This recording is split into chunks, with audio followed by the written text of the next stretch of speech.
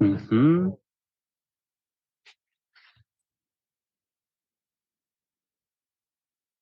Okay. Hi. Yeah, there we go. Oh my God, we're working. It's functional.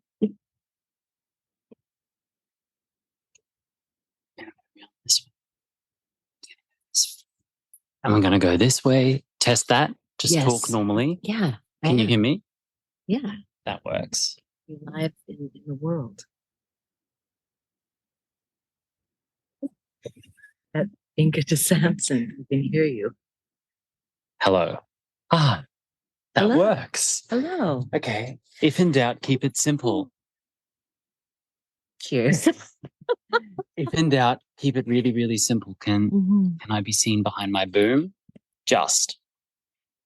Yeah, okay. That works. Okay, good. Okay. Great. We made it. Good job. How many idiots does it take to connect music? Okay, let's just you still good. Then take a breath and we'll pretend none of that happened. And we'll start talking. I love it that more simple was the answer. More simple. Okay, so Laurie, hello again. Welcome to the podcast. You were guest number 1. And now to finish the season, I've decided you're the last guest as well, because it was an unmissable opportunity to have you here at my house and then to record here on my patio, despite the tech setup. To have you here, to have you show up in my home, to show up for me when so few people do now because I've been busy. And when we're busy, people stop showing up for each other. And so you're busy too. I know. I think it's funny every time you say that I'm showing up for you, because this is such a grand and deeply honored adventure for us to come on. And so I feel the same way, like you're really showing up for me. So it's kind of interesting when you say it. Well, you're the one who got on a plane and came to my house. So I think you're winning. How could I resist? I have this saying that I say all the time, and every time I say it, people go like this. They kind of look at me askance. I'm not sure it really lands for people yet. It's something that really lands for me, and it is, if you want to know the end, look at the beginning. And so that's what we're doing for season 1 of the Emotional Horsemanship podcast. If you want to know the end, look at the beginning. And so we are ending how we begun. But instead of you being in your office in your house in California and me being in my fabulous bathrobe in my office upstairs here, you're now here at my place. So tell me how it came to be that you are here. Well, I've been dreaming of coming, and I've been paying close attention while you were in your many different life transitions. And even we were pretty close checking in with each other while you were hunting for the dream. Right. And I'm going to call it joy hunting. When you were on the mission and you had just left the States, and I knew you were going to see your mom and that there were certain places that you were already going to go to. And so I've actually been holding a candle for whatever it was that was going to emerge and become your future home. The ranch where the horses would really sprawl out and make themselves at home. And in fact, the place where I and others would come to you. It felt like that's where you were in your process and journey. And I know that it's, you're going to continue traveling, and you've just started, and you're bridging into other continents. And for me, I feel like the greatest privilege would be for any of us to come and be here, and really get a feeling for your place, your way, your horses, your life. And as you know, I don't really get out that much. People often say, "Oh, do you know so-and-so? Have you been to such and such ranch?" And I kind of think, what the hell? Like, do people have time? Are they getting their laundry done? Because I am not. And so this is sort of beyond that level of curiosity. This was really a dream and a wish that I was following And I'm so honored to get to be here. And so it was my 55th birthday this year. And my beloved Andy, my husband, contacted you privately. Mm-hmm. I knew nothing about it. And I was shocked, actually. I'm like, what? You called Lockheed? How did he receive you? And of course, you said, yes, you may, you must, and found the dates. And it was kind of an incredible year for us too. So many changes at our house with my daughter and my partner, Ella, going through a happy, healthy pregnancy and having a beautiful, healthy baby, Everest. And so we've been so tied up in that it was literally kind of the first time my head was popping above water myself. And I was off to Spain. What an incredible adventure for us. For Andy and I've been telling people we haven't really traveled alone together since Ella was born. So 25 years. And just a few minutes ago, Lockie asked me, where's Andy? And every day Andy has taken off on one of Lockie and Mickey's bikes. And he's just on the adventure of his life. He's been exploring all over this region, and we have fallen in love. Yeah, it's really special. Really special. It makes me consider people's relationship with abundance and goal setting, and how to speak about manifestation without saying the word manifestation. If personally, this is just me because I roll that way. If I hear another person say manifestation, I'm going to scream. That's just me. I'm skeptical and maybe a little ironic, but for me, some people have said to me, you manifested this farm. And I'm like, yeah, to a certain extent, but I also work my ass off for it, which is part of manifestation that I think people forget about. They forget how much work it is. I made multiple trips into this region, more than 20 viewings. And the paperwork process took more than 18 months to kind of bring together, plus 5 years of work all preceding that. So to say you manifested it, unless someone has a detailed and comprehensive understanding of manifestation like you do, it feels like it's minimizing the effort that was required. The effort was almost violent. Like the amount of like force of will required to not only source this property like a needle in a haystack, but then to obtain the bank financing to afford it, and the work required to obtain like my professional capacities that were required to prove to the bank that I was viable for a loan, or everything that goes into all the things. Yeah. And so when I meet people and I work with them and their horses, and it's like they're waiting at a bus stop and they don't even know what bus they're waiting for. And it's like, well, I want to go somewhere. It's like, well, where do you want to go? Like, I don't know. I'm like, well, who's supposed to know? Right. What's coming up for me is this idea that if we have a dream or if we have a vision of birthing something, that sort of puts it in the right category, that it's nothing less than an actual birthing. And we know all the things it takes to be in partnership and relationship that we might actually strike the magic of creating life or creating Finca de Sanson. And then the maturational process, the development, all the legwork that it takes to grow this invisible life, how much adherence and tenacity we will have to have for our own vision, for our own little dream. And a lot of time, it's, as you're pointing to, it can be dark, actually, underground, like seeds underground.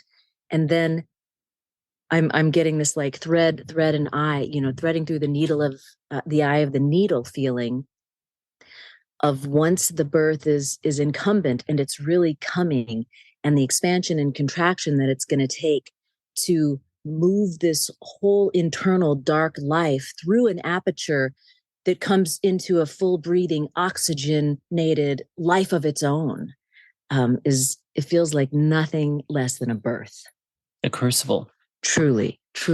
Yeah, 100%. Because it would be so tempting to sit here on my little outdoor sofa and look at the lovely weather and the happy ponies and the little flowers and say, oh, it must have always been this way. Flash backwards 2 years, the kind of everyday frustration and a hell to a certain degree we were enduring so that we could get to this point. And that makes the victory even more sweet. And again, it makes me think about the way people train and ride and develop and handle their animals and their horses, because I see a lot of folks who either have a cotton candy washed vision of their process. They want it to be like this from the beginning. And it's almost like, if I don't know how to do it before I do it, I don't do it. And so what happens is they never do it. And then to actually jump into something and feel the discomfort of working through things that are uncomfortable. My horses challenge me all the time with uncomfortable things, because I go there in uncomfortable places with them and we come out the other side better for it. And it's something that, it's my obsession right now. It's my tick. It's the little voice in the back of my head. Now that I have landed in this environment, my priorities have shifted. My priorities have shifted. I want to revisit tough conversations. I want to look at old practices, see what can be salvaged. It's like looking through the wreckage of something. Right. And I just want to speak again to the Crucible, that it wasn't a month or a year. It was years. It was 4 years of your life of literally chopping wood and literally carrying water in an off-grid ranch that taught you so much about what in fact you needed, you desired, and what would work most, came through the not knowing and the not having of it. And as you're pointing to, the vigilant practicing and staying with the process. And in fact, so many things grew and developed out of that sort of barren ground state that are a part of what brought you here. And I want to say too, to the second piece you're speaking about now, about what's up and what's stirring for you now and what you're studying now, that one of my sweetest pieces, I was thinking before we hopped on, like, what is an interesting thing that felt really relaxing and relieving for me as a horsewoman myself, as someone who's joined Homecoming 2.0, who's coming humbly with my wild Mustang, relatively untrained still. And I was even asking you, like, is it okay if I come? I'm not fully riding him, and we'll get into that a little bit. But this relaxation that I had when I appeared here live, and when I'm with you here and I watch you day after day here with your horses, who we all love, have grown to love so much, like a family. Like, we love you and we love your kids. And what I've noticed is that you're just a real person. You're a real fellow. You're a real horseman. And, you have real relationships, challenges. You can get bogged with work and have less time with the horses, just like me and everyone else. You can come back to them knowing that and have to do the work it takes to reestablish and rebuild the relationship and to gain ground again together. And somehow I think we can hold our teachers and maybe even some of our peers on a pedestal and think that they have figured out these certain keys and these certain answers in such a way where they no longer struggle. And so I found it really relieving that, oh, the struggle is real. My dear friend Lottie is actually just a regular bloke. Yeah. And he can come and go into the intensity of work and relationship with the horses. They go on break, you go on break, you come back. It's like a love affair. It's more like a relationship with your partner. And those things, they don't have some kind of a robotic, static rhythm. They change, they expand, they contract, they have long periods of togetherness, some periods of separation. And what's underneath it is the relationship, the relational field, and the devotion to the relationship together. And so therefore it's not always the same answers. Mm-hmm. It's not always the same answers. Thank you for saying that. I remember in Washington at the clinic where you again showed up for me, but also showed up for yourself. You were interested, and you came and you basically supported the students with me. Yeah. At that event, Thank that you. clinic in Washington with Tracy Rainwaters. Hello, Tracy, if you're listening. Hi, Tracy. It was beautiful. It was an interesting clinic, and there was a long-term client there with her horse, and her horse is a very challenging mare, particularly in a training environment because of background, past experiences. And she had a really rough first day, fantastic second day, and she really, in her words, closed a chapter with her mare that she had been struggling to close a chapter with. Not to put too many details on the table, but it was like a cherry on the cake of that event, though. It was so beautiful. She said that she got some completion that she needed with this mare on a very, very difficult memory at a clinic in the past. And so to go to a clinic again and all those things, and both of them, her and her horse, were both having this traumatic remembrance of being in a training environment, all these sort of things. And you drastically supported them on day one, kind of said, you're still in this. You're still in this. And I was talking with her at the end of the day, and she said, well, it's easy for you to say because you've got a Sani who does everything, you want. And I went, no, my love, no. He challenges me every day. Truth. And you've seen it. I've seen it. And so, you hear that, everybody? Yeah. Sani's a regular horse that I have to work at. Yeah. And if I don't show up for my horse, if I'm not there, if I'm bogged down with work, if I'm traveling, I come back and I've got to go again from the beginning, just like I advise my students to do. And I can even phonate, say to the client, the sound of, I am doing this too. What I'm advising is what I practice. Right. They will hear those sounds and not embody that awareness because I am a symbol, but also a human being. They know that I'm a human being, at least at an intellectual level, but to a certain degree, when you're a teacher, you become a symbol of all teachers. Right. And so as I represent to them all the teachers who have come before. And so a lot of teachers in this industry and others use the guru trope to teach and lead, that I'm perfect, you need me. I'm the solution, you're the problem. And it's this kind of top-down logic, and I really don't like to teach that way. I like to be in the trenches with my clients working on the same stuff. Now, do I have a certain level of vision? Do I have a certain level of foresight? Do I have a certain level of experience? Yes. Of course, I've got to. And I don't teach outside of those boundaries, but I teach within the boundaries of what I have experienced. If I don't show up for my horses, they get worse. And one of the primary reasons someone is not showing up for their horses is if they're doing well at work, just like everyone, And so it's this constant balancing act.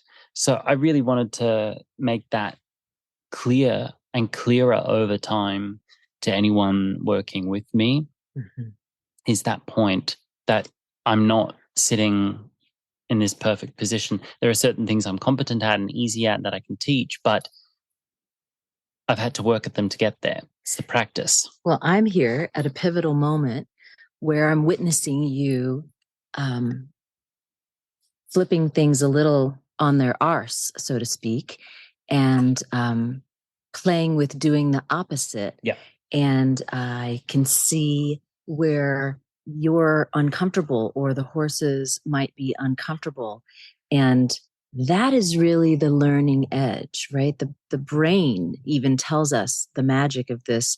We start to develop this golden opportunity for brain firing across the synapses when we're learning dances that we don't know. And it's not the Warsaw Ballet. We're not here to make it some kind of perfect shape and then end it with that and do the bow. It's a love affair. It's a relationship. And if we intend to grow together, we have to be willing to be in unfamiliar territory.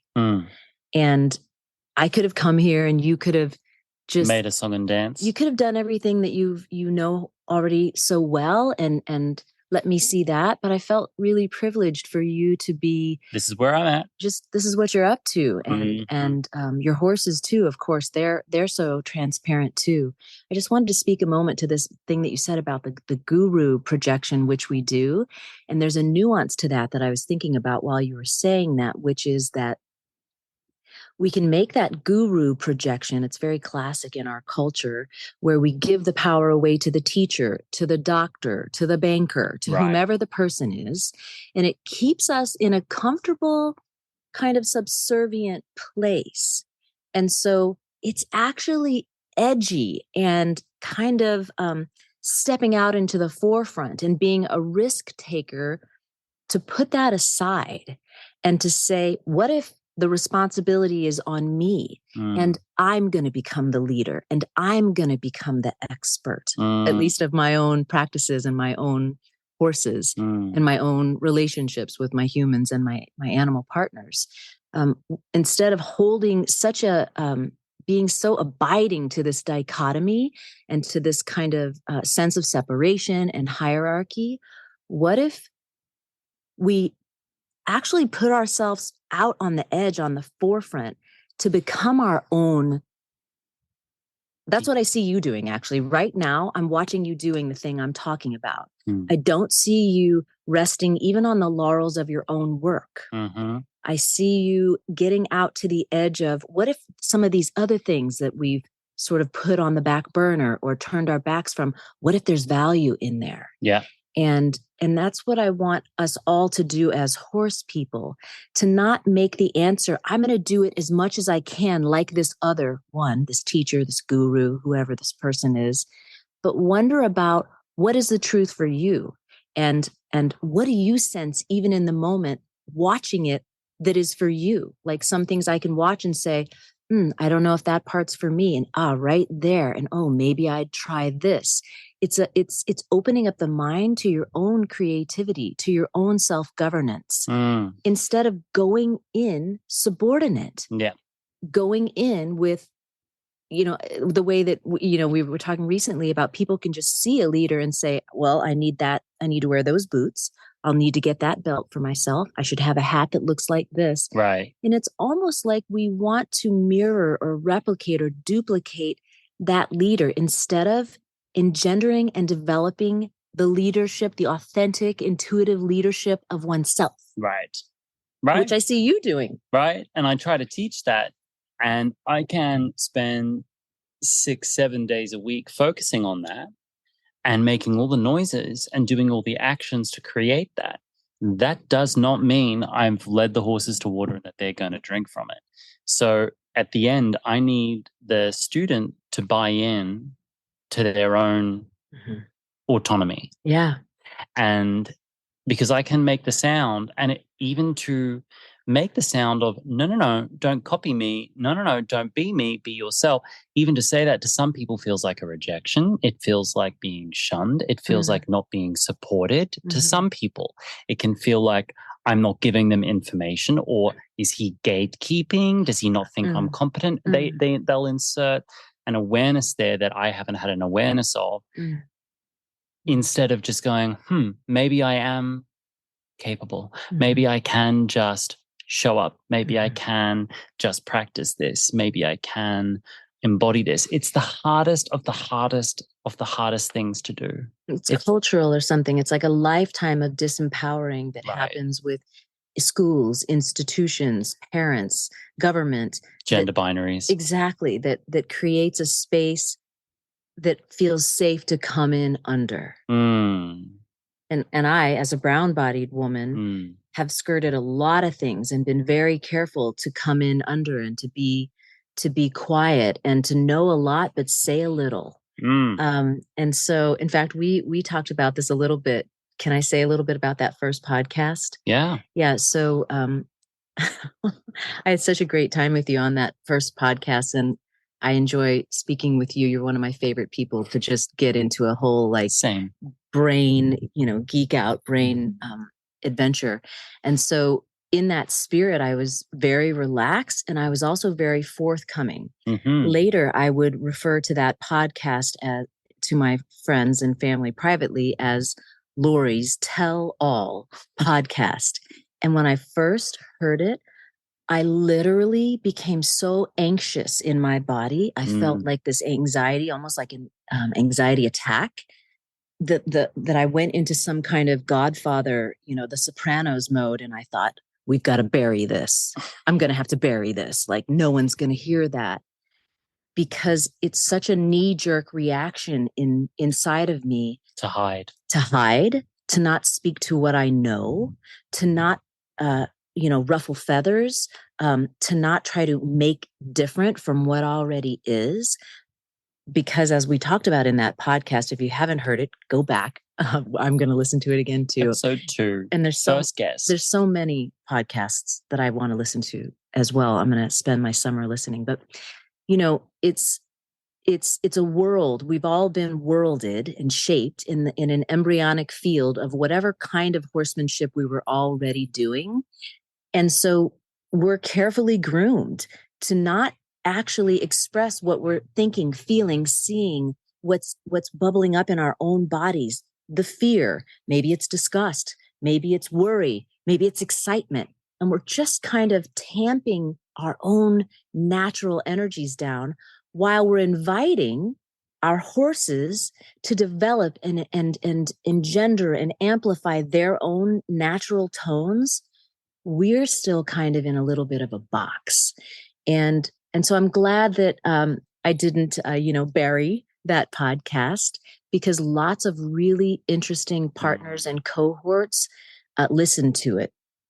And they too have felt that their voices have been quieted, and that they have, as I did, agreed to be seen and not heard in those circles. And I'm just so grateful that you are having these conversations that do feel edgy, frankly, for people like me. And that you said about them in that podcast, like, if people are going to be offended by what we're saying, they should hit pause and go listen to another podcast. Because by agreeing to listen to the podcast and continuing to become educated by what they're understanding, that's their choice, because we're literally just sitting in the portico here by your kitchen. We're not going out and wrangling them up to ask them to listen, to actually be made different. But that's one of the guru projections. One of these guru projections, oh my God, dust. Okay. One of the guru projections is that, well, if he's a somebody, I'm supposed to listen, and I'm supposed to listen through the frame of, what can I get out of this? This is for me because it's out in the world. He represents something I want, and so therefore, because I want it, it needs to be sounding like I want it to sound. It gets really, really convoluted, these energies that return back to me from these episodes sometimes. And I so understand the desire to bury things and the desire to be tight-lipped. I don't know of anything more, let me be edgy. I don't know of anything more boring than interviewing a friend or a colleague who I know is a fascinating, open-minded, intelligent individual who keeps it buttoned up because they know it's going to go public. Right. I mean, I've been in that position where I've been the interviewee and the interviewer. And I've been in situations where my host, who has invited me, spoke one kind of way on the record. And then when we stopped recording, it was like, oh, okay, now I can really have the conversation with you. And I thought, but why aren't we having this conversation now for them to hear? Because you're perpetuating this concept that you're this buttoned up, shiny, magazine edited, Photoshop version of yourself. That's not what the world needs more of.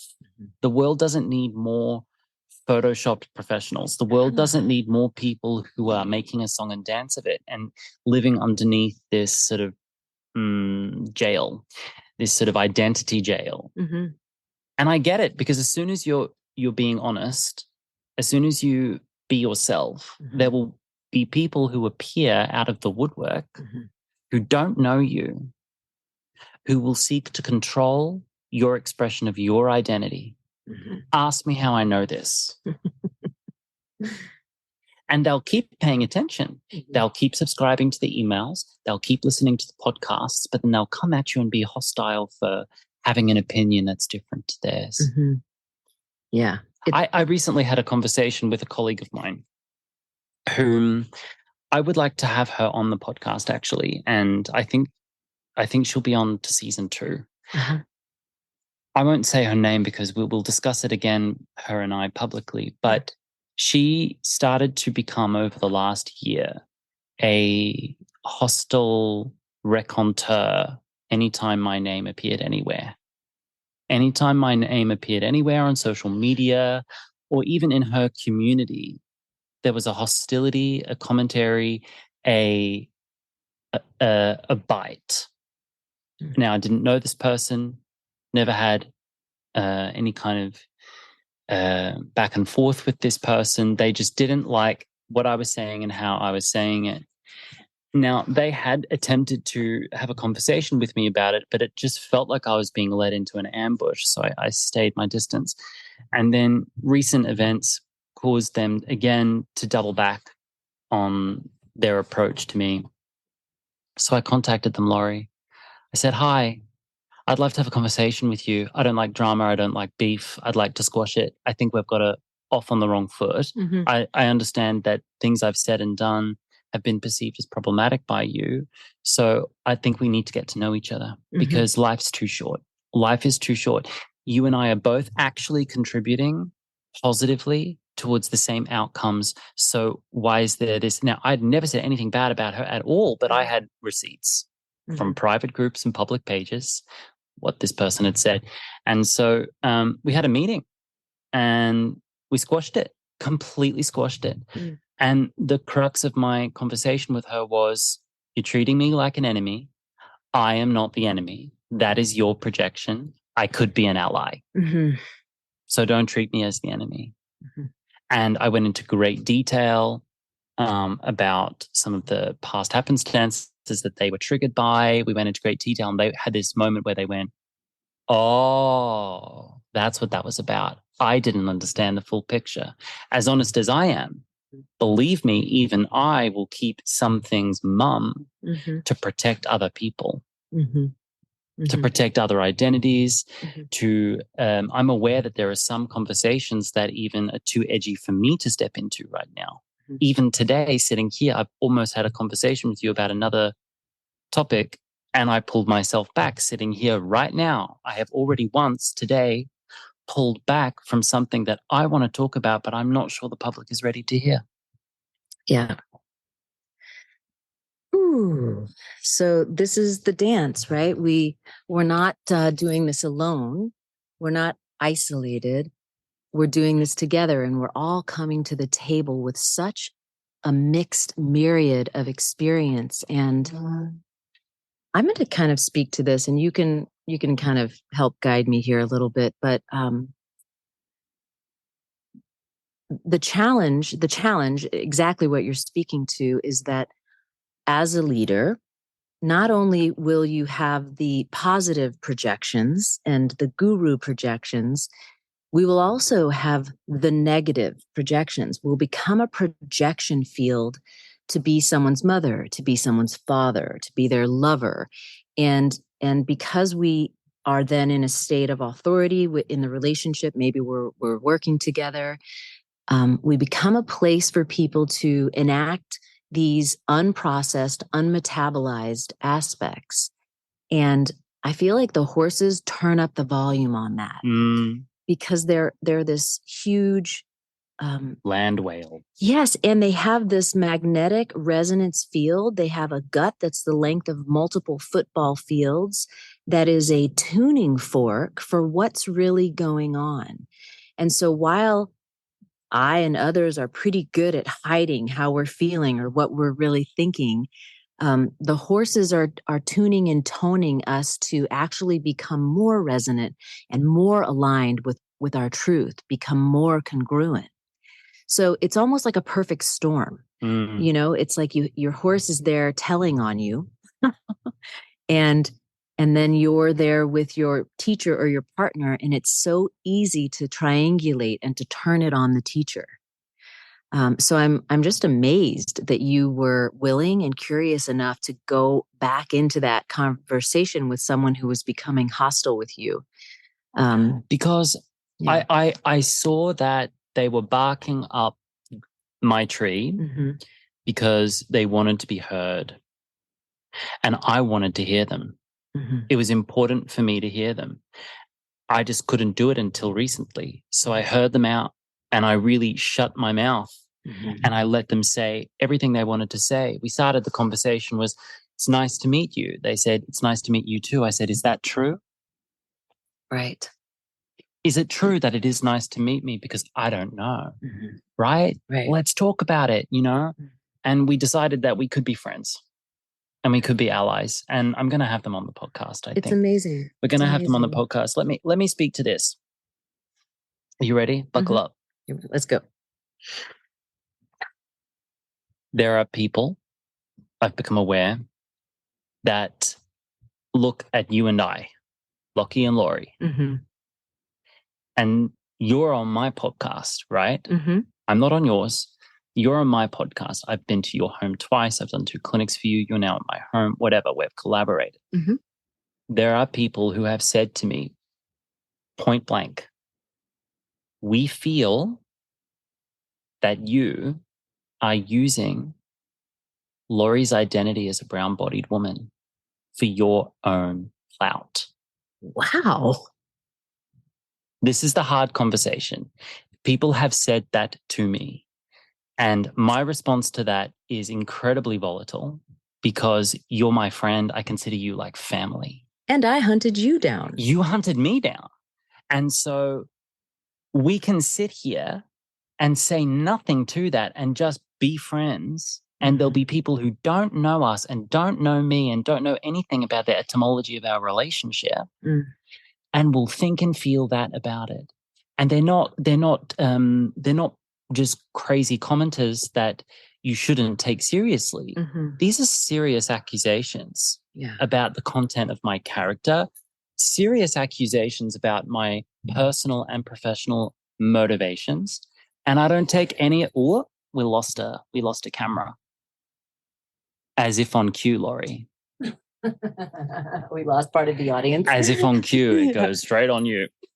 These are serious accusations about the content of my character and my personal and professional motivations. And I take that seriously. And my response to that is, whoa. Again, I'm not the enemy. I could be an ally. And what's the solution here? Because if you and I, me, a male, white presenting person, you, a female, brown-bodied presenting person, if we can't just exist next to each other and talk without that projection, then what the hell is going on in other situations? Yeah, so many layers, right? There must be so many layers of projections. And no wonder the equestrian industry, firstly, is rife with racism. It's rife with elitism. It's like a last bastion of the caste system. Right. Because you have the elites, the wealthy landowners who have the horses, and then you have the staff who took care of them. It's very evocative of an egregious past for so many people and the levels of access. The whole... And even the ownership of horses at all. Right. For sport. Right. For industry. Is for evocative use, for extractionism. What will we extract from them? What have you done for me lately? Right? It's all kind of in the field that you're speaking to. I'm just going to do a slight zag. I want to stay with it, but it's reminding me of this conversation we had about regard. And it's something I've really been talking to the students about recently. Hi, Bree. Just wave. You're on video. Bree. Yeah, that's Bree. About regard. And if your horses regard you and if you're regarding them like from a distance, or if you think about them when you're not with them, if you're considering their care and how they're feeling, even when you're not with them, but particularly from a distance in the field, if you notice and regard each other as horses do in the field. And as you get closer, if you're noticing and regarding each other, building trust and also focus with each other. And the Gottman's Institute did this beautiful research, which has stuck with me really powerfully around marriage, relationships, and partnerships, which is the number one reason that relationships fall apart is when bids for regard, bids for connection are ignored or dismissed. And the other night, I think I broke into tears when I was telling you this story, which is that I thought that I was really regarding my horses and noticing when they were making a bid for connection with me. But in fact, I was being a little more perfunctory. I was doing these rules and rituals that I had learned and studied. And then I would kind of check out and get into my own game and do my own thing. And once I started to truly pay attention, really deeply become an active listener at a new level, that's right, we can keep changing all the time. We can keep developing all the time. I started to notice that, in fact, the regard and the bids for attention, there weren't one or two or 10, there were hundreds at every single meeting. I mean, like an hour-long session, 100 bids for attention that I was missing. And I cried when I told you that story the other night because I have so much love and regard for them, but it wasn't coming through with my body language and my behavior.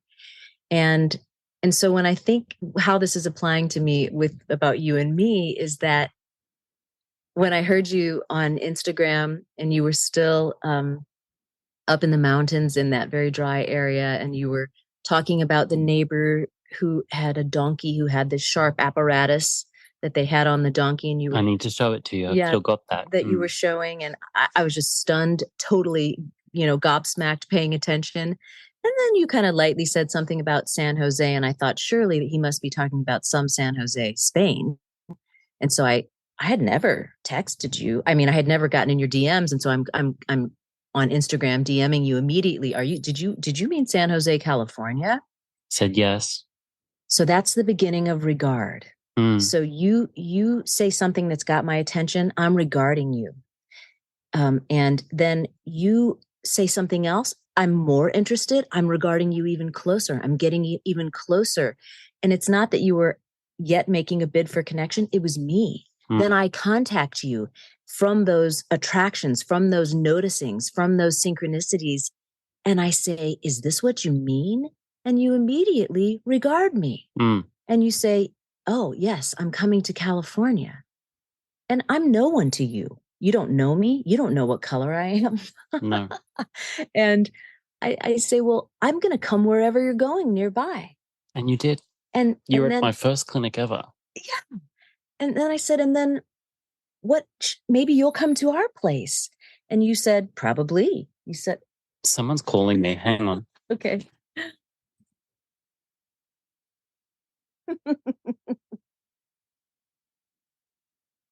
Okay, on track. Gorgeous. And so that's kind of an example of us in a relationship together, actively listening to each other, noticing, regarding one another, continuing to check in.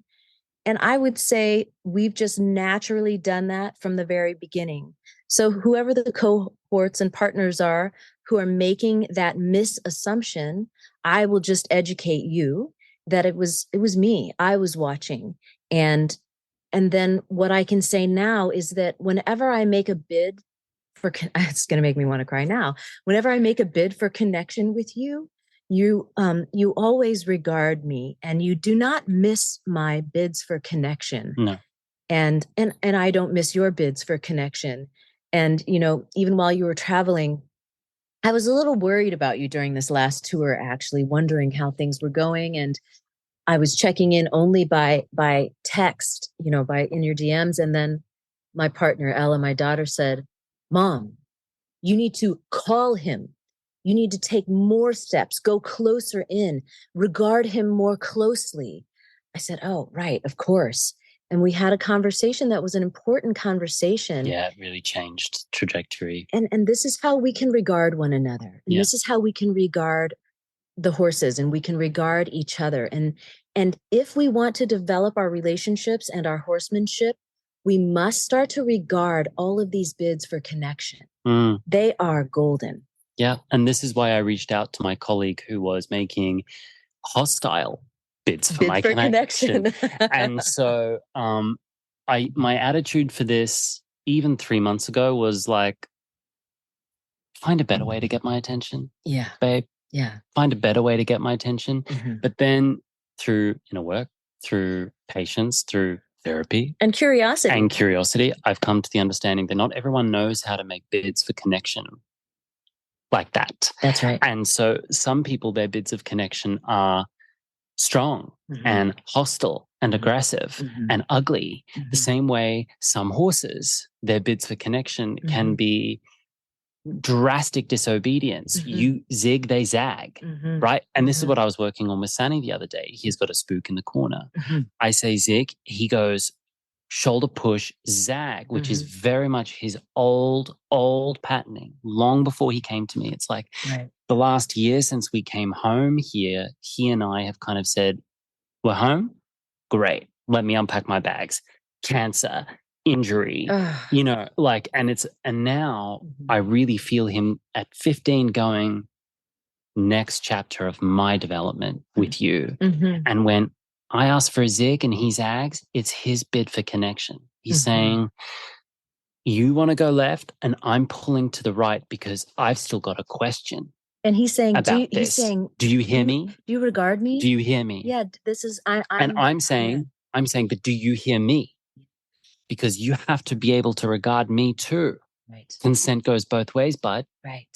Now, and it was we've got it on video and I'm going to have to put it together, but I asked for a right turn and he puts his whole body against the left. And instead of yanking back, I just held that rein as he went in the other direction. I just held it.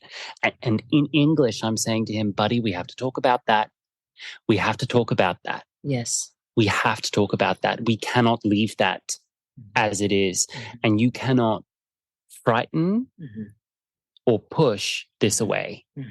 I love we have to talk about it. It's a hold. We have to talk about it. And I tried it 3 times and then he went to escalate and I went, no. And without taking any pressure or any feel off that rein, which wasn't pulling, it was just sensitizing. Yeah. Like my whole body oscillated around this hand and I dismounted and was on the ground. I'm like, work it from the ground. Yes. And we were there and then he took a break and then I came back after an hour. He had dinner there, came back after an hour and he walks right up to me, gives me both eyes and both ears and says, we can talk about this. And then I'm working him in that corner and finally he lets out and he smooths his back out and he's his old self. The Lockie of me 1 year ago would not even have had that conversation with my horse. I would have felt that big problem and I would have gone right back to the beginning and worked on tiny things forever. And that's how actually I prefer to work. I would have worked on the small steps and worked back up to it. But I'm wise to the fact that that is a narrow point of view that very few people have the capacity to do that, or frankly, the luxury to do that. That there are people in lesson programs, in competition programs, or in social environments for whom they can't get off the horse and rapidly de-escalate, go back to the beginning and work the horse back to that point. They've got to work on it while they're there. And in fact, that was my background too. So why aren't I teaching that? I ask myself. Why aren't I teaching exactly where I come from? And it's the edgiest I've ever felt in my horsemanship, but it is edgy. The horses are really okay with me. They're walking into the arena, following me in, they're ready. And they're telling me that they don't hold the heat and judgment over hard conversations like we do. Right. And what I think the razor's edge that you're riding is something that I call the cookie cutter. And I don't know why I have to have a silly name for everything, but anyway, it's, these cookie cutters, they're in the shape of a snowman or something like that. So you make the shape and you hold. And you've also heard me say that everything you're waiting for in your horsemanship is about 60 seconds away. But people won't wait for 60 seconds. No, they can't. They also can't. They have this escalating pressure is that they're going to try instead. And so the cookie cutter idea is where you, with Sani, made the shape and held. And so it's so fair in that way because you're not actually going past the contemporary agreement threshold. In that moment, you're just kind of firmly holding your stance. You're being actually congruent with yourself, what you're asking. And it's hard, though. These are two really razor's edge ideas. This idea of a little bit of time and a little bit of the same hold here, not escalating, not going backwards, right? Not having to go running away. That's right. It's almost like within our own bodies, there's still so much fear and impatience and lack of trust and lack of self-leadership that we don't trust ourselves to both hold what we've asked and wait for 60 seconds. And that's what we need to be teaching now. Yeah. And we need to be teaching it to not just the choir. We need to be teaching it for people who are stuck in escalation, people who are stuck in chaos, people who are stuck in extractivist programs, and people who are just stuck. And to your point, they may not be able to leave those environments. Right. So how will we work with people who will still remain in those environments with those people trying those sports or those activities and just make enough of an inroad, enough of a place where they can feel that they're accepted, where they can be heard, where they won't be asked to trash everything they've ever known? Right. These are the emails I'm getting. Someone asked me recently in an email after a consultation, a discovery call, they said, do you advise that I stop everything that I'm doing with my horse to work with you?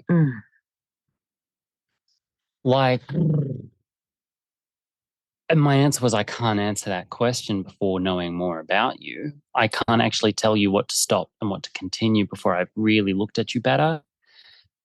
But also, no. That would be really unfair, I think, to ask people to let go of everything. It's kind of like what we talked about with Big Sir. The way, right? The way his body is made, the way his body is shaped, the way his body has been shaped. That's right. The morphology of how the sport and the training created a certain shape and a certain holding in his body.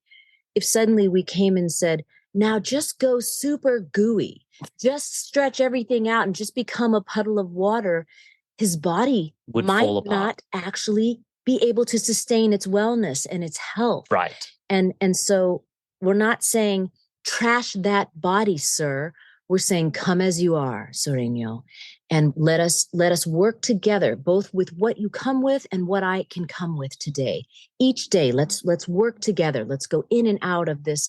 No, I do not expect you to release your entire form and shape that you've developed over your whole life. Same with this woman.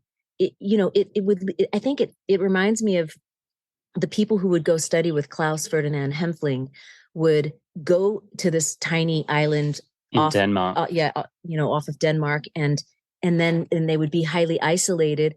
And he would tell them so much truth, and he would strip it down so clearly. And I think he's absolutely salient, accurate, correct. But he would do it in such a way that people I know would come home and they would not continue their horsemanship at all. They would just be so dissolved. There would be so much dissonance and devolved also. Yes, and what did we? Decompensation. There would be so much decompensation in their world of their spirit, of what they understood, that they don't know where to go. They had no ground to stand on anymore. This is a big, big problem, and I've also contributed to it, right? And the question I've had to ask myself recently is, has my ego morphed into the ethical ego? The race for the ethical. The race for ethics. Yes. That's the horsemanship race to be the most ethical. It used to be who could start a horse fastest, who could run fastest, who could jump the highest, who could piaffe the best.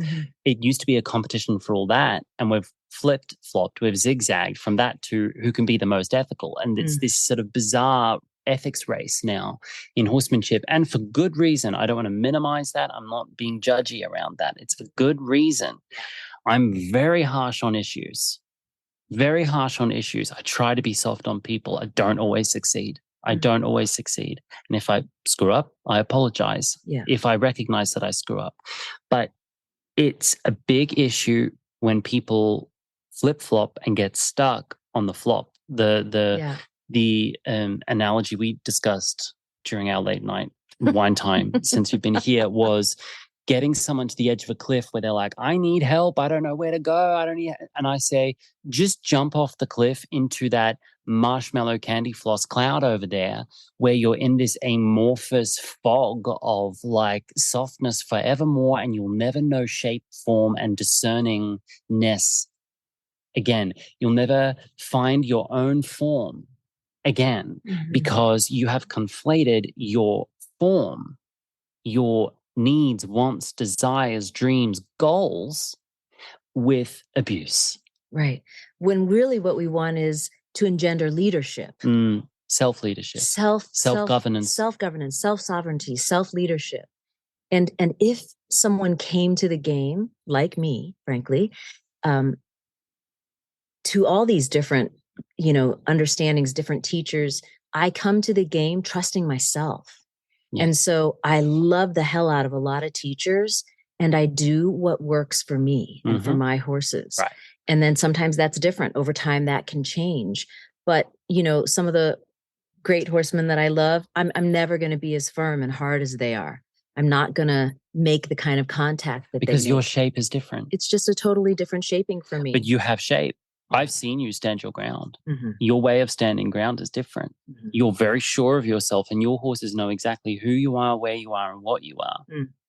And that's the difference. It's not to be like your teachers. It's to be like yourself. Right. Now, I was lucky that I had a teacher who himself fell into this guru trap. But one thing he did understand was he celebrated me when I came to him with my own ideas. He went, yeah. He's like, that's exactly what should be happening now. You should be taking what we've taught you, and you should be taking the next steps with it. That's what we want you to be doing. You need to tell us what happens next. Yes. Because he introduced the whole concept to me that, inside of the curve was safe. But he hadn't attributed it to mare and foal bonding patterns. He hadn't attributed it to care and nurturance at a neuroscience level. He hadn't attributed it to riding. He would say, yeah, it's this thing we do, but it has no correlation anywhere else in our training. It doesn't show up in the riding. It doesn't show up in exercise. It doesn't show up on the trails. It's just this thing we do in this isolated little hook, little spoon thing. It's not leg contact. No. And so it was this sort of very simple germination of an idea, and I've taken it and I've really grown with it and brought all these other elements to it. And that are really powerful. With their blessing, frankly. Yeah. With their blessing. And so the form it takes now for me and my work looks nothing like the form it took with them. And so it's become this whole other thing, and it should. Yes. Thank God. Thank God. Because the ingenuity of it is cracking open for me and many other people just a totally different perspective. And specifically, the foundational work with the mother-foal bonding, the idea that work transfers all the way through. Yes. And specifically that now I am creating confidence in my horse and engendering confidence that I'm the lead mare.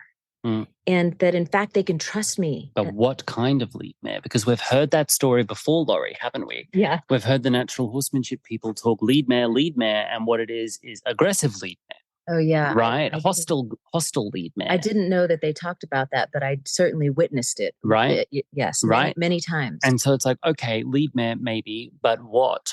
Fair. How about fair lead mare? Fair. The fair lead mare. The fair mare. And something about the fair lead mare literally creates confidence in the horse. So the unfair lead mare does not leave the horse feeling confident, or the student feeling confident, or the cohort feeling confident. And so this is what we're talking about. What is the kind of leadership that creates confidence in the horse and confidence in the student? Emotional confidence. It's important I make that distinction because you can have behavioral confidence without emotional confidence. Right. Like if you study bravado, if you study the aspects of behaviorism that relate to reading confidence in an animal, in horses, there are signs of confidence that have no correlation to their emotional state whatsoever. And this is how it's taught in certification programs in behaviorism. Ask me how I know, because I'm going through these studies now slowly.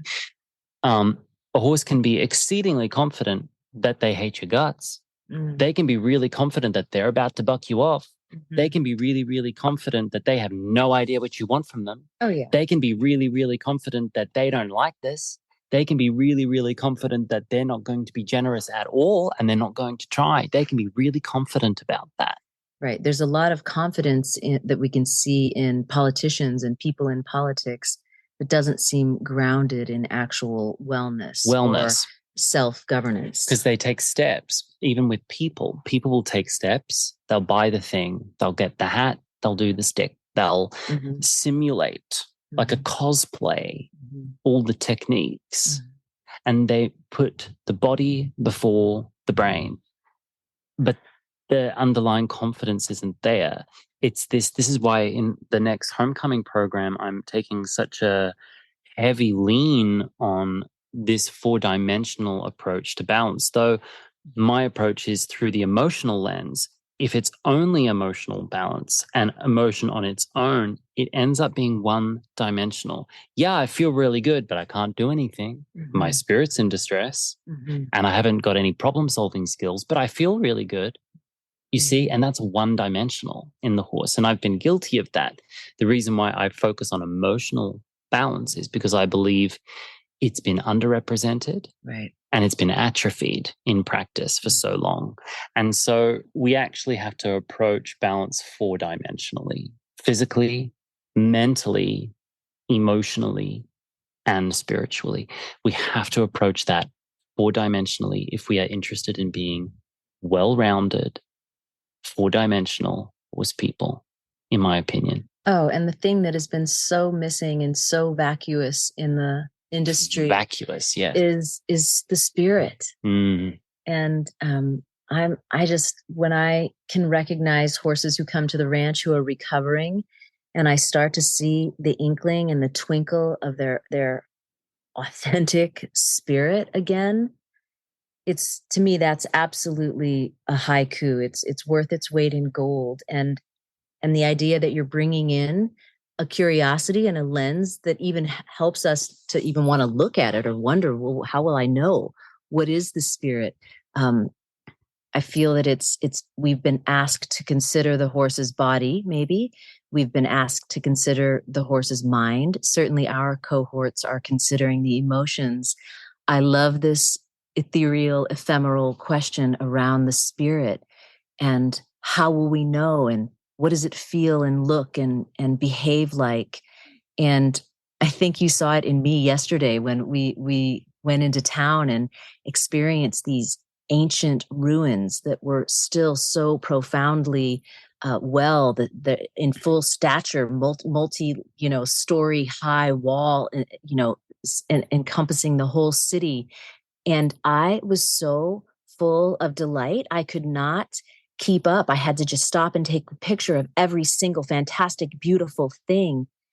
And that's my spirit. That's my joy. That's my childlike nature who was having fun. And that, I think, is going to be a deal changer as we go forward in the horse world. If we take if we ourselves and our partners go into the brilliance of really blending a more holistic look at the horses. And the twist is, as we'll see in Homecoming 2.0, the twist is it's not what you think. We're not going to go at it in the way that we might think. It's not a big kumbaya. that will enter us in. It might sometimes, but not in this case. That will enter us into the gateway of the spirit.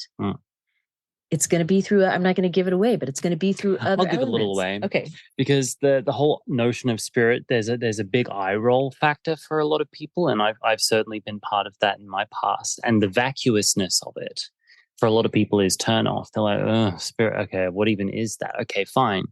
But if you look at the human condition across all of existence, the human condition has been interested with something else other than the flesh, the bones, and the cognition, and even the feelings of things. There's something else that transcends it. And in a conversation with my team about a month ago, we started talking about several horses within my program that are held by good stewards and their people, that these horses have kind of reached this place in themselves. And it's not retirement. It's not an age thing. It's a stillness in their being. What do you do when you see a beautiful sunset? You stop and you look at it. My simple way to talk about spirit in horsemanship is stillness. When a horse makes a bid for stillness, unrequested, it is because they are asking for, needing, requiring, or considering a spiritual aspect to what they're doing, in my opinion. Now, no one's ever going to find proof on this. It's never going to happen. No group of scientists is going to get together and gather metadata on stillness as relating to the spirit of a horse. No one's ever going to do that. But that doesn't mean it's not something we can understand and work with. And I feel this in my horses. I'll ride them around and they'll be in motion, in movement, but there's a stillness in their being as they do that.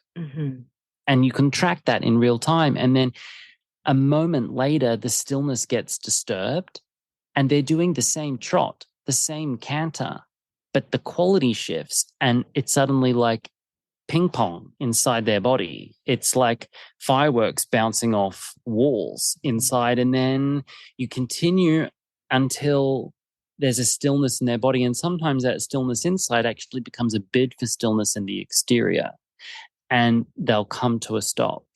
And I'm looking for that internal stillness in the horse in what they do, that they're able to be aware of themselves as they do something, just like we can be aware of ourselves as we do something. Because what we've discovered is that emotion isn't triggered, it's constructed, that we have a lot of control over our emotional state. And so do the horses.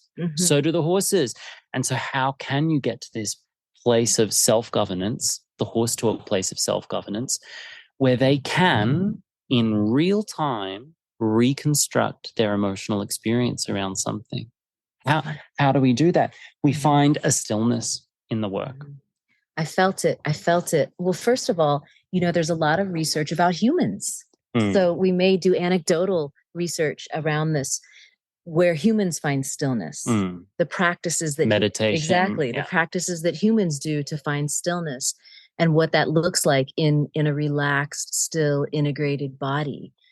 Right. I've been watching him. We've got, as we're talking about this, we've got a horse right there who's just gone zen as he's listening to us. Right. He's been right here the whole time with us. And he's the one that I'm exploring this with. Right. Well, I'm exploring it with all of them, but it's postural. It's cleverness and problem solving because it's a problem the horses have to solve. It's emotional because they have to work through how they are feeling about something and find a feeling that fits. And then everything gets still. And there are several horses in my program now that are getting into this, what we were calling in a group meeting not so long ago, we were calling them the spirit horses.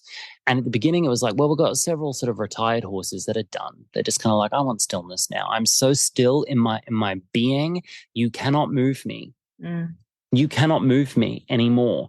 Move me off the way they think and feel about things. They've come to a resolute. But then I've also got a 7-year-old who's green, who's going forwards in his work, who I'm putting in this category because there's in his being, in his deportment, in the way he relates to people and the way he engages with his work, there's a stillness in him. And it might be congenital to a certain degree, but he's got performance horse bloodlines. He had a bit of a rough start.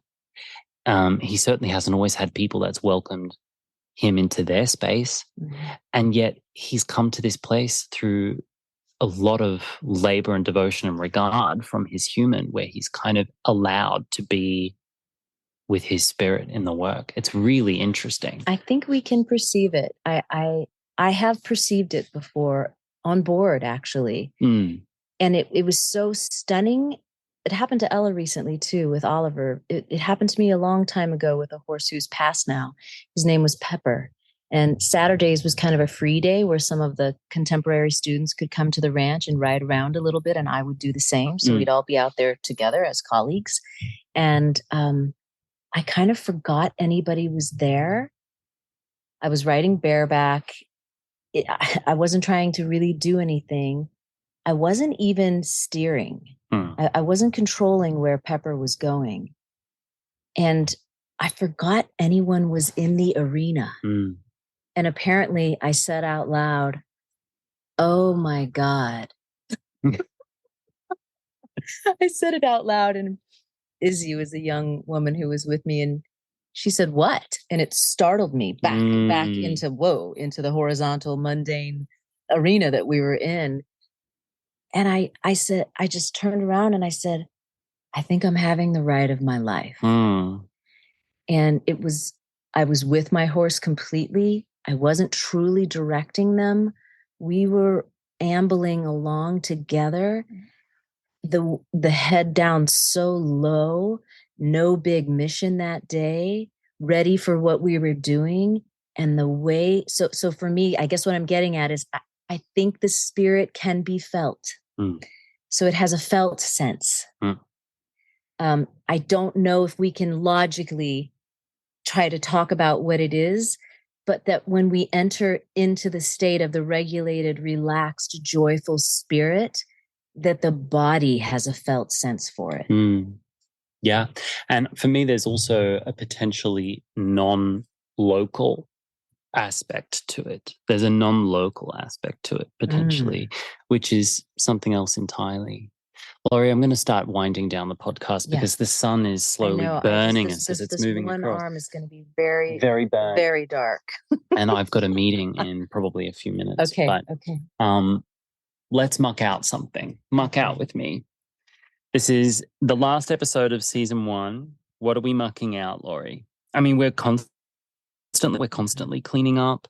We're like the cleanup crew, you know? Yeah. But what are we mucking out today?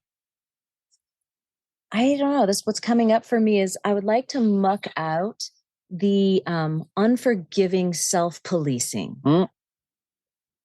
And I'm not saying there shouldn't be a gatekeeper. I do want there to be internal gatekeepers.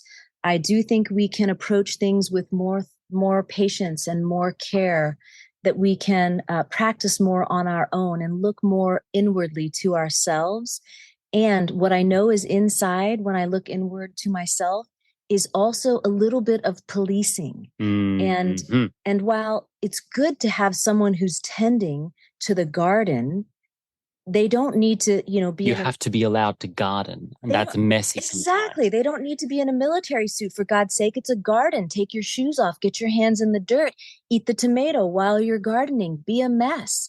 Enjoy yourself. Lay down in the dirt. Look at the sky. Like we can do all the things. We can practice, and we can be diligent at what it is that we're dreaming of and envisioning, and we can foster that. And it's not actually that helpful to perpetuate the sense that there's not enough, that we're not enough, that the horse is not enough, that we're not getting there. We could enter into, perhaps this is about the spirit again, we might invite a little more awe.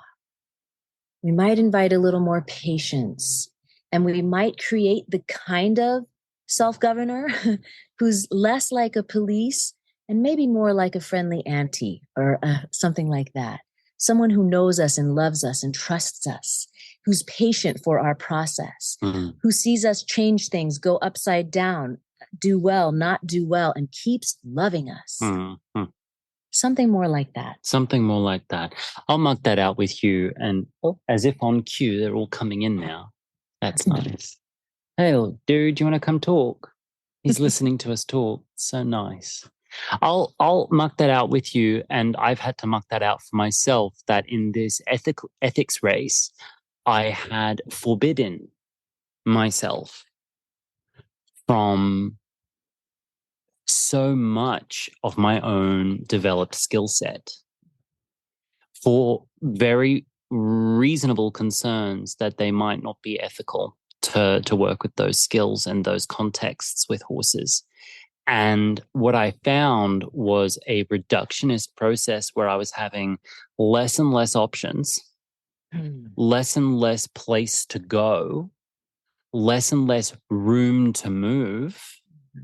And I can back myself into an ethics corner. That's right. Where the only thing that is available is, well, I guess we can stand here and breathe. A self-made ethical prison. A prison. And this is sometimes for a necessary counterpoint. It's to countenance a past where you've experienced things with horses you probably shouldn't have experienced, but you did experience them. You need to overcorrect sometimes. What I'm saying is I've probably overcorrected, even me. Mm-hmm. And this is a constant process I'm in to evolve this and change this and improve this and develop this in myself and my work and with my team and my students, is that we are in a constant process of, self-evaluation. Right. And when I started giving myself permission, it's like, you can go back to that. Yeah. Go back to that and see what's there. Let me be really direct about what I'm going back to.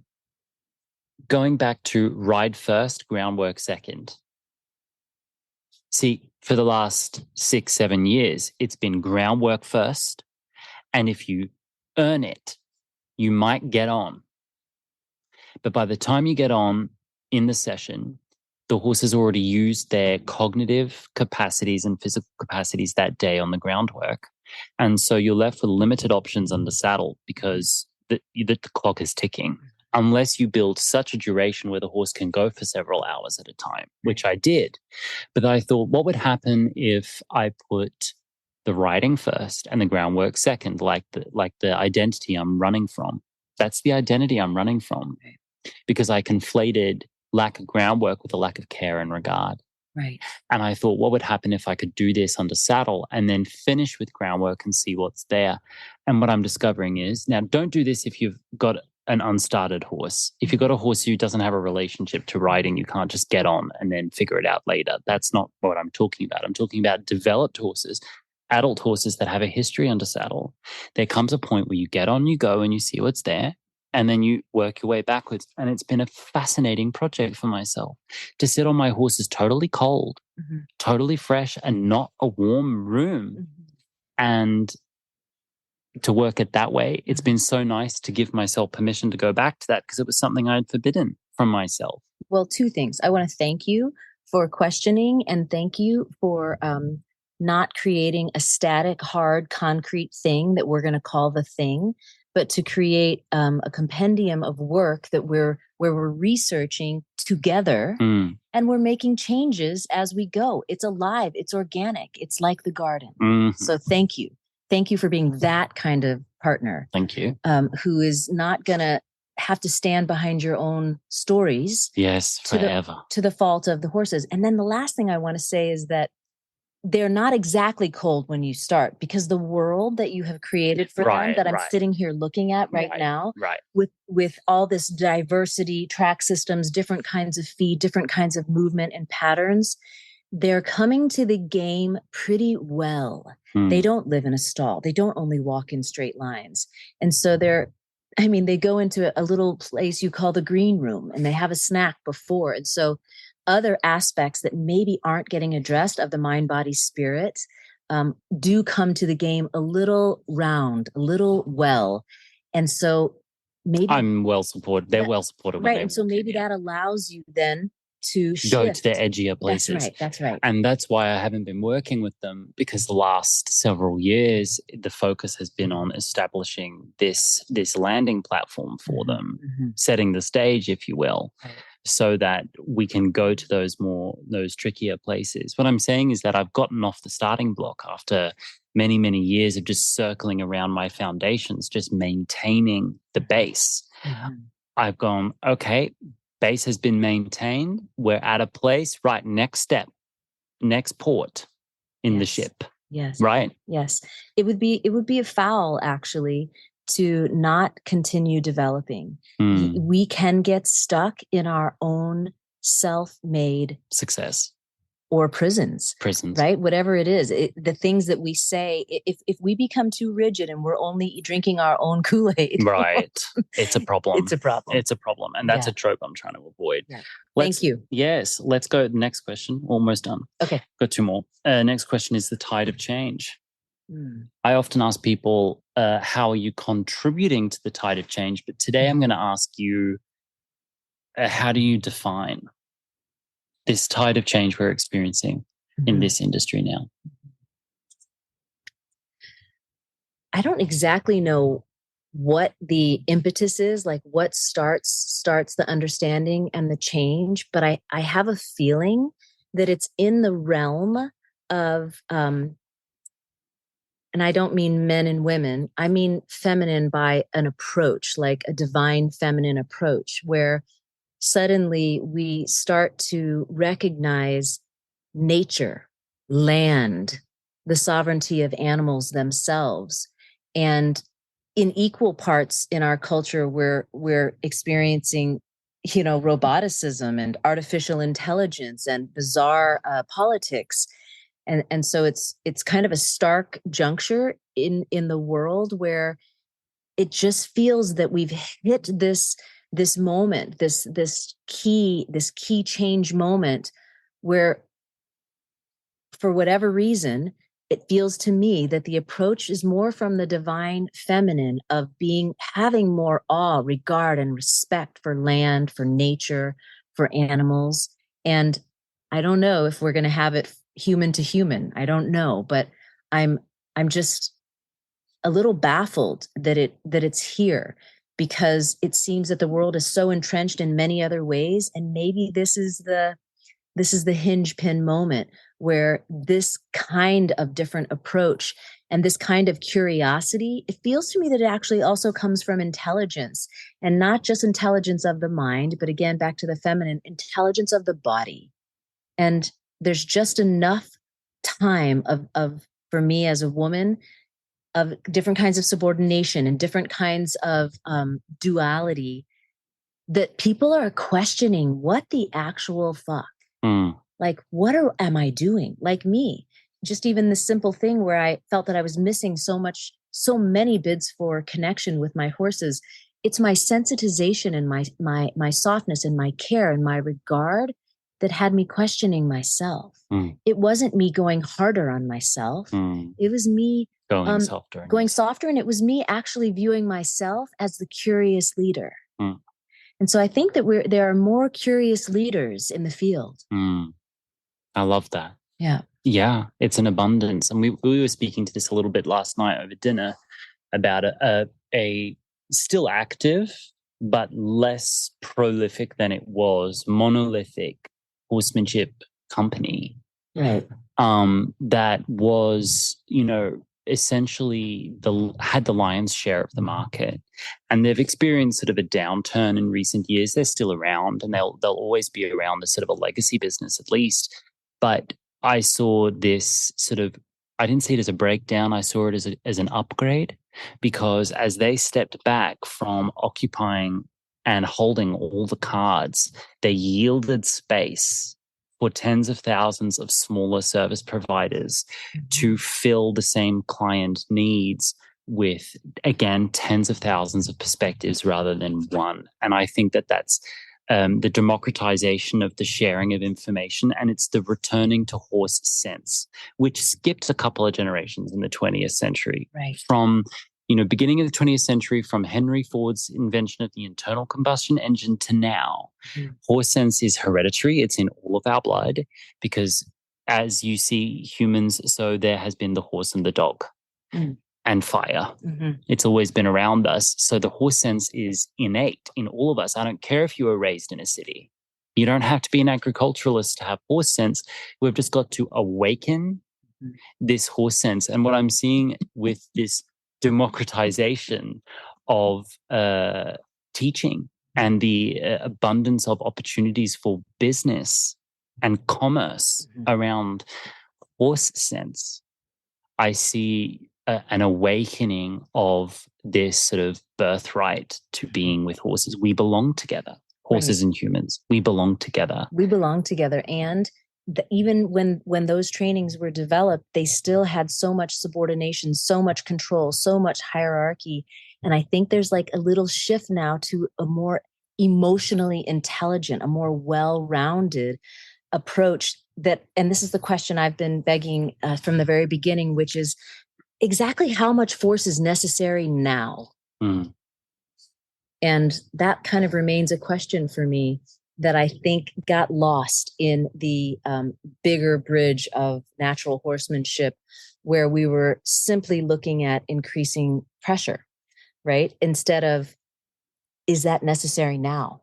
Like it just was like, I'm going to go from 1 to 14 or 1 to 16 instead of where am I right here? And can I add a little or take a little here and use our own volitional, willful mind and our own experience instead of a rote procedural approach.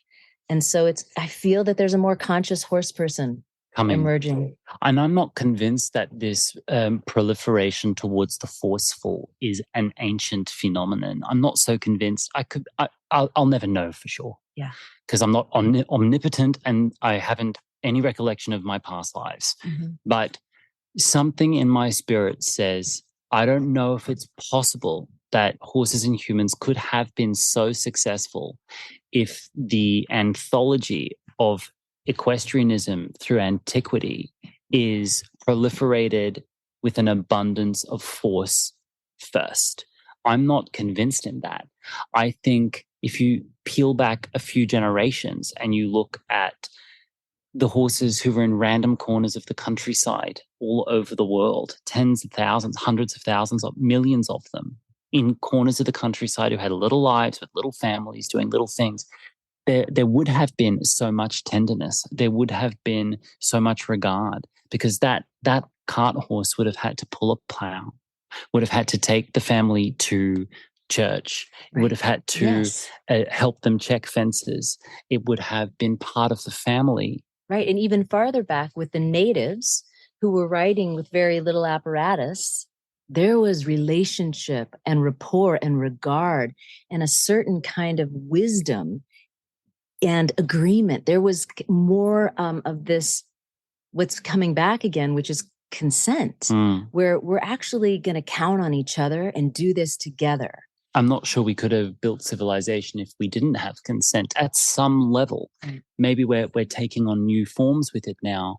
But anyway, I don't buy into the notion that past horsemanship has always been brutal. I don't buy into that notion. I think that was a 20th century affliction. I think that was a postmodern, post-industrial revolution affliction that we're kind of shedding right now. Yes. Yes.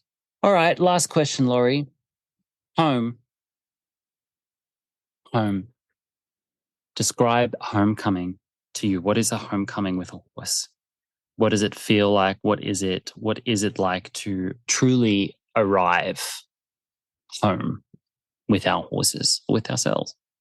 I felt my mind go into like, what am I doing? And, what does it look like? And what are we achieving together? And it's just not even that for me. The truth is when I met Oso, he was your Mustang. Yeah, he was free at Return to Freedom when I met him. And something happened in a few interactions that we had. I think I've shared this with you before, where I was down on the ground, and which I think the horses have a whole world that's down low that we're kind of missing. And so I was down low in his world where he regards his world, and the way the light was and the way he looked at me, and the women there had been teasing me mercilessly all weekend.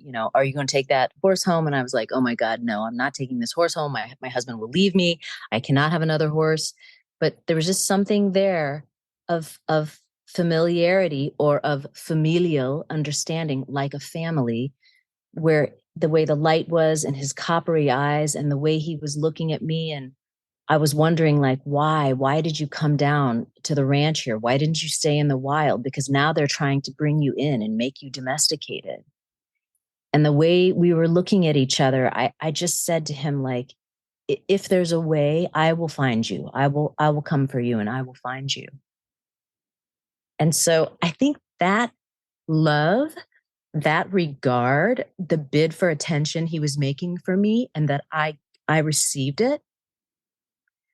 I think that's everything that I'm looking for in my relationships with horses, is that we will really, truly see each other and that it means something to the other.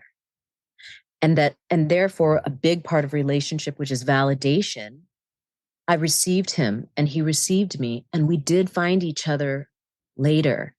And so, did I physically bring him home to the ranch? I did, but there was a homecoming that happened right there between two souls, unspoken understanding, regard, connection, love. It was love. That's what feels like home to me. Yeah. And my entire business, the way I train horses, it's basically talk about love without saying the word love. That's basically what it is. Because again, the word love has a lot of projections upon it. Right. And it can mean so many things to different people. Right. A raised fist to some people is love. As much as an open embrace is to others. A closed mouth and a cold shoulder is love to some people. Yeah. So I don't use that word frequently, but that's what it's all about. Really. In its essence, if you took a classical view of love, that's really what this work is all about for me. And it's a discipline I've discovered to stay on that path and to keep my work about the relationship with my horses at its core. Yeah. Because I think there are many trainers who got a start because they had a special relationship to a special horse, and then it became about the other things. The things started to thing, right? And then it became about the things. And I think I got any traction whatsoever because I spoke about the rapport I had with my horses especially when it was difficult. Yeah, and it's a discipline I'm finding to bring it back to this all the time. 4-dimensionally. Yeah. All right, Laurie, thank you for being here. Bravo. Thank you for having me, for allowing us to come on the adventure of a lifetime to Finca de Sensen. Yes. Wow. Hang on, Bree's going to come through again. Loved every moment. Bree, wave. You have to wave again. The magic behind. Speaking of love, we love Bree. Love you, Bree. Very good. Okay. Good. That's it. We did it. We did it. Nice. We did it, and we're very tan on one arm from it. Woo.